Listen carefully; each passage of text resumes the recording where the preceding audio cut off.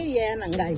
yekola koloba maloba kitoko pona vie na yo mama papa loba maloba kitoko namona ba garçon donc ba draga basi malobo wapi namona ba mama so alingamisa papa mbona poche malobo yo wapi bon pona vie na yo mo lobini loba maloba kitoko esprit na biso za lokola ema so ozo ba mambo eza positif yango pe kozwa forme au mona ki vie comme kozwa sens avec un travail acharné de konangai au mona ki makamno ko mako changer kula muka to bando koloba to ngala za machancer unga makambo blokama ngala zoka musala te yango wana nde mon esprit na ko attirer so oza toujours positif négatif je m'excuse zala positif ndeko na ngai développer mindset ezali positif loba maloba kitoko au mona ke rolata nzoto rolata forme vie na ope ko zo ampleur mususu les autres dépend kana yo les conseils merci.